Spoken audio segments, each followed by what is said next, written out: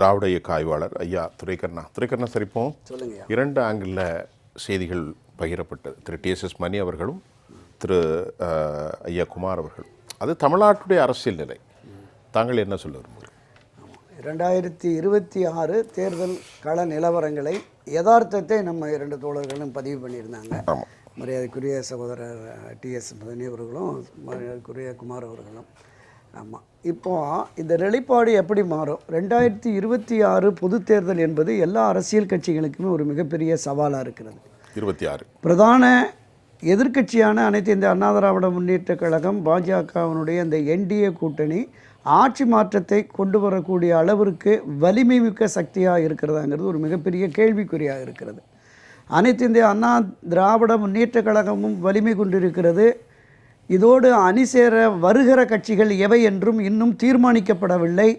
ஒரு வலுவான கூட்டணியை கட்டமைப்பு ஒன்று 2024 குரல் கொடுத்த எடப்பாடி பழனிசாமி அதற்கான முன்னெடுப்பை வியூகத்தை வகுத்து அதை வெற்றிகரமாக கொண்டு செலுத்துகிறாரா என்பது இன்று வரையிலும் நமக்கு விளங்கவில்லை, தெரியலை. அது என்ன போகுதுங்கிறது அவங்களுக்கு தான் தெரியும்.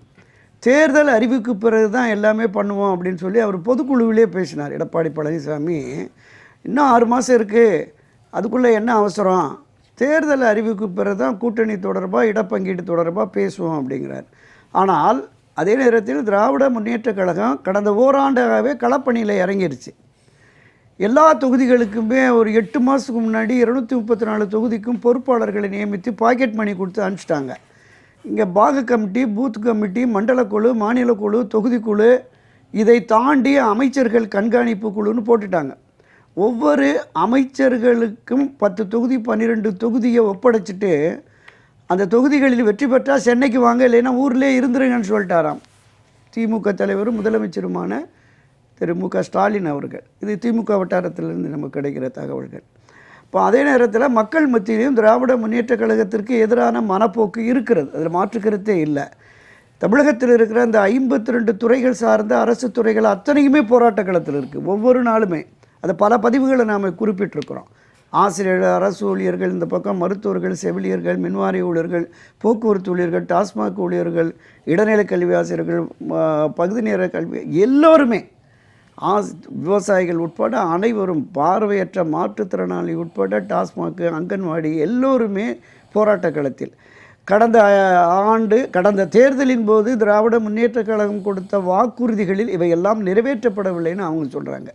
இதை தாண்டி பொதுவெளிகளில் மக்கள் மத்தியில் இந்த மின்கட்டண உயர்வு, வீட்டு அந்த வரி உயர்வு 50லிருந்து 150% வரைக்கும் உயர்வு, மின்கட்டணம் அப்படியே 2 மடங்கு 3 மடங்கு உயர்வு, இது பொதுவெளிகள்லேயும் ஒரு தாக்கத்தை ஏற்படுத்தியிருக்கு. இதையெல்லாம் சரி கட்டுவதற்காக தான் அவங்க அரசு ரீதியாக பல அறிவிப்புகளை தொடர்ந்து வெளியிட்டு வருகிறார்கள், நிதி உதவியை செய்து வருகிறார்கள்.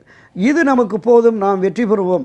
அரசியல் ரீதியாக சில பிரச்சனைகள், இந்திய தேசிய காங்கிரஸ், VCK, பொது உடைமை, இந்த இரட்டை இலக்கம் வேணும், அதிக இடம் வேணும், ஆட்சியில் பங்கு வேணும், இதை தாண்டி நாம் வெற்றியை எட்ட வேண்டும். 6 முறை ஆட்சி கட்சியாக இருந்திருக்கிறோம், 7வது முறையாகவும் திராவிட முன்னேற்ற கழகத்தை ஆட்சியில் அமர்த்துவோம் என்கிற நம்பிக்கையோடு பயணிக்கிறார்கள். ஆட்சி மாற்றத்தை கொண்டு வருகிற பிரதான எதிர்க்கட்சி அதை எதிர்கொள்வதற்கு என்னங்கிறத நம்ம தொடக்கத்திலே அதை நான் பதிவு பண்ணியிருந்தேன். இப்போ இந்த நிலைப்பாட்டை மாற்றுவதற்கு நான் வருகிறேன் என்று மதிப்பிற்குரிய திருமதி VK சசிகலா அவர்கள் களத்தில் இறங்கியிருக்கிறாங்க. களம் காண்போம், வென்றெடுப்போம், கழக ஆட்சியை நிறுவுவோம், அம்மாவின் ஆட்சியை நிறுவோம் என்கிற அந்த தாக்கத்தில். ஏன்னா இந்த நம்பினார் கெடுவதில்லை 4 முறை தீர்ப்பு என்பது நம்ம காலங்காலமான ஒரு பழமொழியாக இருக்குது. மிக நின்று நிதானித்து ஒவ்வொரு செயலையும் அவர் செய்து வருகிறார் அப்படிங்கிறதையும் நம்ம பார்க்குறோம். ஒரு முறை சட்டமன்றத்தில் பேரறிஞர் அண்ணாவுக்கு எதிராக PG கருத்திருமன் நினைக்கிறேன், நினைவில் அவர் சொன்னாராம், உங்களை ஆட்சியை ஆமாம் யுவர் டேஸ் ஆர் நம்பர்டுங்கிற போது அண்ணா எந்திரிச்சு மை ஸ்டெப்ஸ் ஆர் மெஸ்ஸர்டு அப்படின்னு ஒவ்வொரு அடியும் இல்லை அண்ணா இருக்கிற போது எதிர்க்கட்சி தலைவராக காங்கிரஸ் தலைவர் சொல்லியிருக்காரு. கலைஞர் பீரியடில் தான் அண்டே ஒரு பிரச்சனை வந்தது. இது காங்கிரஸினுடைய எதிர்க்கட்சி தலைவராக இருந்த கருத்திருமன் சொன்னதாக தான் பதிவு இருக்கிறது. அந்த காலகட்டத்தில் அண்ணா சொன்னார். அது மாதிரி ஒவ்வொரு அடியையும் நிதானித்து எடுத்து வைக்கிறார் திருமதி சசிகலா அப்படிங்கிறத நம்ம பார்க்குறோம். அவருக்கு இப்போ என்னன்னா, எடப்பாடி பழனிசாமியுடைய இந்த பிடிவாத நிலையால் அதிருப்தியில் இருப்பவருடைய ஆதரவு அங்கே போயிட்டுருக்கு. கடந்த 1 மாத காலமாக அவருடைய அந்த பாய்ஸ்கான இல்லத்தை நோக்கி போயிட்டுருக்காங்கிறத நம்ம பார்த்தோம். திரு OPS அவர்கள் எடுத்த முடிவை விரும்பாத பலரும் அங்கே போயிட்டுருக்காங்க அப்படின்னு பார்ப்போம். என்டிஏவில் சேர்ந்த டிடிவி தினகரனுடைய அந்த முடிவை ஆட்சேபிக்கிற அந்த கட்சியினுடைய நிர்வாகிகள் தொண்டர்கள் பலரும் போகிறாங்க. இதை தாண்டி கடந்த வாரம் கமுதியில் பசும்பொன் அருகே போட்டிருந்த அந்த பொதுக்கூட்டத்தில் அவர் பேசிய திருமதி சசிகலா அவர்கள் பேசிய பேச்சு இருக்குல்ல, தனக்கு இழைக்கப்பட்ட கொடுமை, நீங்கள் விவாதத்தின் தொடக்கத்தில் குறிப்பிட்டீங்கள, மார்பிலும் முதுகிலும் ஈட்டியில் குத்தினார்கள், உயிருக்கே உலை வைக்கக்கூடிய செயல்கள்லாம் ஈடுபட்டாங்க அப்படின்னு. அப்போ இந்த துரோக செயலை அவர் ஒரு முதலமைச்சராக உயர்ந்த பொறுப்பில் அமர்த்திவிட்டு சென்ற திருமதி வி.கே. சசிகலாவுக்கு எதிரான நிலைப்பாட்டை தொடர்ந்து எடுத்து வந்த அந்த விஷயங்கள்லாம் கொஞ்சம் கொஞ்சமாக அவர் வெளியில் சொல்லிகிட்டு இருக்காங்க. கடந்த 3 தினங்களுக்கு முன்பு ஒரு பிரபல தொலைக்காட்சியில் அவர் அளித்த அந்த நேர்காணல் இருக்குல்ல, மிக தெளிவாக நிதானமாக ஒவ்வொரு வார்த்தையுமே அளந்து பேசினாங்க. அதில் பல விஷயங்கள் அதில் சுட்டி காட்டினதை பார்ப்போம். திமுகவோட ஒரு அண்டர் டீலிங் எடப்பாடி பழனிசாமிக்கு இருக்குங்கிறத மிக தெளிவாக மேலோட்டமாக அல்ல ஆழமாகவே சொன்னாங்க. அதுவும் ஒரு பொதுவெளி சந்தேகமாக இருக்கிறது. அதுக்கு ஒரு உதாரணம் சொன்னாங்க. கோடநாடு கொள்ளை வழக்கின் உண்மை குற்றவாளியை கண்டறிந்து சிறையில் தள்ளுவோம் அப்படின்னு எதிர்க்கட்சி தலைவராக இருந்த இன்றைய முதலமைச்சர் ஸ்டாலின் சட்டப்பேரவையிலே பேசினார். முதலமைச்சரானதற்கு பிறகும் அந்த கருத்தை வலியுறுத்தினார். 5 வருஷம் ஆச்சு, என்ன நடந்ததுன்னு ஒன்றும் தெரியல. ஸோ இதை மட்டும் மேலோட்டமாக தெரிவித்தாங்க. எடப்பாடிக்கு எதிரான எந்த விதமான நடவடிக்கை எடுக்கலைங்கிற போது அந்த பொதுவெளி சந்தேகமும் ஊர்ஜிதப்படுத்துகிறது திருமதி வி.கே. சசிகலா அவருடைய நேர்காணல் மூலமாக என்பதை என் முதற்கட்ட பதிவாக பண்ணிடுறேன். துரைக்கண்ணா சார், ஐயா சொல்லுங்கள். இன்றைக்கி ஃபுல்லாகவே உங்களுடைய கருத்துக்கள் தான், நான் குறுக்கிட இல்லை, நீங்களே சொல்லுங்கள். முக்கியமாக அது பல்வேறு விதமான அரசியல் கருத்துக்களை நம்ம அலசி ஆராய்ந்த பொழுது சரி, மணி 2026 என்பது ஒரு மிகப்பெரிய சவாலான விஷயமாக தான் இருக்கிறது. கண்டிப்பாக. ஆமாம், இன்றைய அரசியல் என்பது வர்த்தக சூதாட்டக்களமாக மாறிவிட்டது. அதுதான் 100% வர்த்தக சூதாட்டக்களமாக மாறிவிட்டது. 25 ரூபா 30 ரூபா இருந்தால் இறங்கு. ஆமாம், வெற்றி தோல்வியை பணம் தான் தீர்மானிக்கும் துரதிருஷ்டவசமான நிலைக்கு நாம் போயிட்டோம். குமார் சார் அதை பற்றி புக்கை எழுதியிருக்காரு. ஆமாம், நிறைய எழுதியிருக்கிறாரு. என்னன்னா, இந்த ஜனநாயக ரீதியில் நமக்கு ஒவ்வொரு வாக்குமே வலிமை மிக்க வாக்குகள். நம்மை ஆளுவர்களை நாம் தேர்ந்தெடுப்பதற்கு நமக்கு கிடைத்திருக்கிற பெரும் ஆயுதம் என்று எல்லோரும் புறஆயுதப்பட்டு பேசிக்கொண்டிருக்கிற வேளையில் இந்த ஆயுதத்தை 500 1000க்கு விலை பேசும் ஒரு சூழல் வந்துவிட்டது என்பது உண்மையிலே துரதிருஷ்டவசமானது தான். இப்போ இந்த நிலையை மாற்றுவதற்கு என்ன பண்ணணும்னா, அரசியல்வாதிகளும் அதிகாரிகளும் பொதுமக்களும் ஒரு சங்கல்பம் எடுத்து, இந்த வாக்குக்கு பணம் வாங்கவும் மாட்டோம், கொடுக்கவும் மாட்டோம், அதிகாரிகள் லஞ்சம் வாங்கவும் மாட்டோம், கொடுக்கவும் மாட்டோம் என்கிற ஒரு நிலை ஏற்பட்டால் தான் இந்த மாற்றம் வரும். அது வரைக்கும் இது எப்போது வருதுன்னு நம்ம காத்திருப்போம். அப்போ இன்றைய சூழலை பொறுத்தளவு காங்கிரஸ் கட்சியில் கிடைக்கிற குழப்பம், சகோதரர் சொன்னார்ல டெல்லியிலே, அது உண்மைதான். ஏன்னா திரு ப. சிதம்பரம் சொன்னார் ஒரு முறை, ஏங்க அங்கே கார்கேவை தலைவராக போட்டுட்டு எல்லாம் ராகுல் சோனியான்னே பேசிகிட்டு இருக்கீங்களே, அவருக்கு என்ன பொறுப்பு அப்படின்னு. அப்போ அகில இந்திய காங்கிரஸ் கமிட்டியினுடைய சேர்மன், ஆல் இண்டியா காங்கிரஸ் கமிட்டியினுடைய சேர்மன் கார்கே, ஆனால் எங்களுக்கு தலைவர் ராகுல் சோனியா தான் அப்படிங்கிற மாதிரி சொன்னார். இன்றைக்கி அதுதான் அங்கே இருக்குது. 3 பேரும் 3 கோணத்தில் இருக்கிறாங்க, ராகுலும் விருங்கப்பட்டு. ராகுலுக்கு ப. சிதம்பரத்துக்கும் தொடக்க முதலே ஒரு சரியான புரிதல் இல்லாமல் இருக்காங்க அப்படிங்கிறது. மரியாதைக்குரிய ராஜீவ்காந்தி காலத்திலே 1980களில் ப. சிதம்பரம் ஒரு எதிரான முடிவை எடுத்தார் அப்படிங்கிறதெல்லாம் நம்ம பார்த்தோம். இன்னொன்று 1996 தமாக உருவாகுவதற்கும் ப. சிதம்பரம் தான் மூல காரணம் என்பது டெல்லி தலைமைக்கும் தெரியும், இங்கே இருக்கிற நண்பர் மணி போன்ற எல்லோருக்குமே தெரியும். ஒரு 4 நாளில் தமாகவை உருவாக்கி டெல்லியில் போய் உட்காந்து, அப்போ வி. கிருஷ்ணமூர்த்தி நினைக்கிறேன் நம்ம தேர்தல் ஆணையராக இருந்தவர், தயார் பண்ணி கொண்டு காரைக்குடியில் வரக்கூடிய செய்தி என்னன்னு சொன்னால் 11 மாவட்ட தலைவர்களை நியமித்து விட்டு ப. சிதம்பரம், அதன் மூலமாக ஜனநாயக பேரவைக்கான தயாரிப்பு ஒரு பக்கம் இருந்து கொண்டே இருக்கு. மீண்டும் அது வருவதற்கு வாய்ப்பு இருக்கிறதுங்கிறத நானுமே பார்க்குறேன். இப்போ அவர் மூலமாக 4 நாட்களில் தமாக உருவாக்கி சைக்கிள் சின்னத்தையும் வாங்கிட்டு வந்தாங்க ஒட்டுமொத்தமாக. ஸோ அந்த சாதுரியம் சாமர்த்தியம் என்பது இவர் உச்சநீதிமன்றத்தினுடைய ஆகச்சிறந்த வழக்கறிஞராக பணியாற்றியது, அவருக்கு இருக்கிற தொடர்புகளை வச்சு இதை பண்ணுறார். அப்போ இந்த சூழலில் தமிழக காங்கிரஸ் கமிட்டியினுடைய ஒரு 70-75% பேர் அதிகாரத்தில் பங்கு, ஆட்சி அதிகாரத்தில் பங்கு அதிக இடங்கள்ங்கிறதே இருக்காங்க.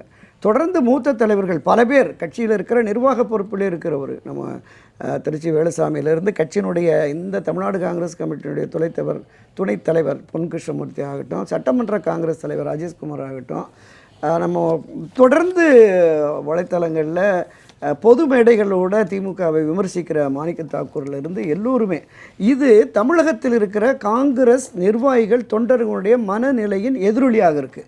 பல மாவட்ட காங்கிரஸ் தலைவர்கள் தீர்மானம் போட்டாங்க. பல இளைஞர் காங்கிரஸ் தலைவர் டெல்லி தலைமைக்கு எழுதுகிறாங்க. இந்த முறை நம்ம 1980 ஒரு வாய்ப்பு கிடைச்சது, விட்டுட்டோம். 96 ஒரு சந்தர்ப்பம் இருந்தது, நழுவு விட்டுட்டோம்.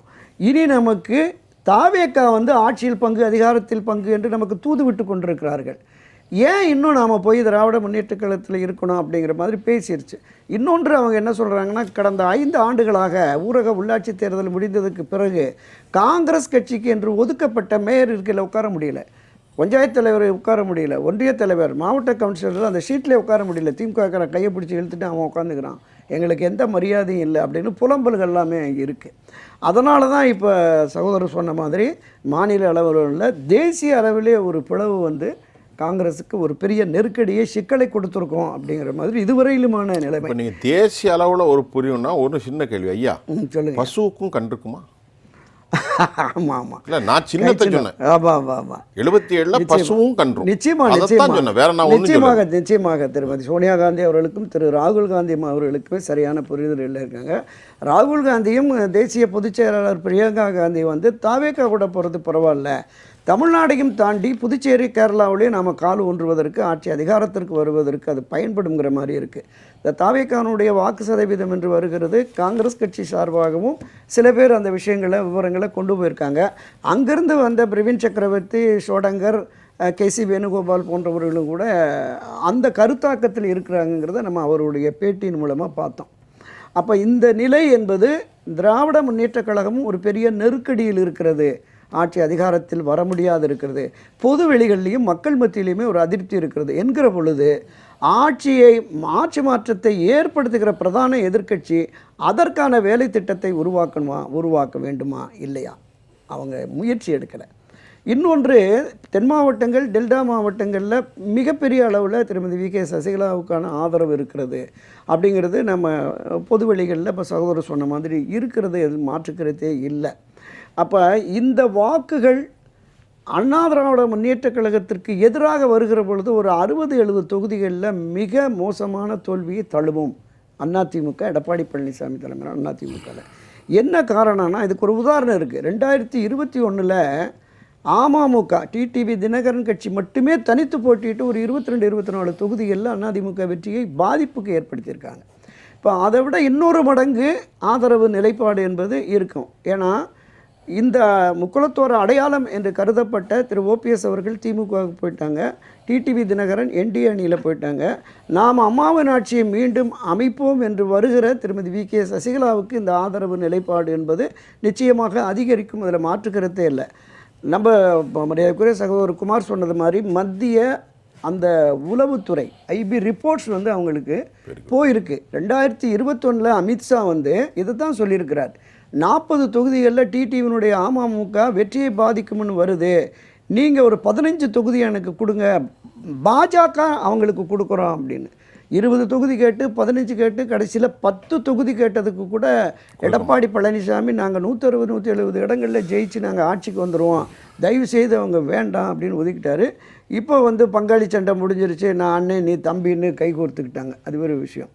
ஆனால் அந்த நிலைப்பாடு என்பது அன்றைக்கு மத்திய உளவுத்துறை 2021 சொன்னதில் அந்த உளவுத்துறை தான் 60-70 தொகுதிகளுக்கு மேலே இந்த பாதிப்பு நிச்சயமாக இருக்கும், என்டிஏ அணிக்கு பாதிப்பு இருக்கும் என்று சொன்னதால் நான் அறிந்த வகையில் டெல்லி ஊடகவியலாளர்கள் என்ன சொல்கிறாங்க, அமித்ஷா திரு ஓபிஎஸ்ஸை இணைக்கணும்னு தொடக்கத்தில் சொன்னால் அதை தான் கைவிட்டீங்க போயிட்டார், இவர்களையாவது இணைத்து நாம் தேர்தலை எதிர்கொண்டால்தான் நம்ம வெற்றி பெற முடியும் என்கிற ஒரு அழுத்தத்தை கொடுத்ததாக அங்கே இப்போ டெல்லி வட்டாரத்திலேருந்து நம்ம நண்பர்கள் சொல்கிறாங்க. அது எந்தளவுக்கு உண்மைன்னு தெரியல.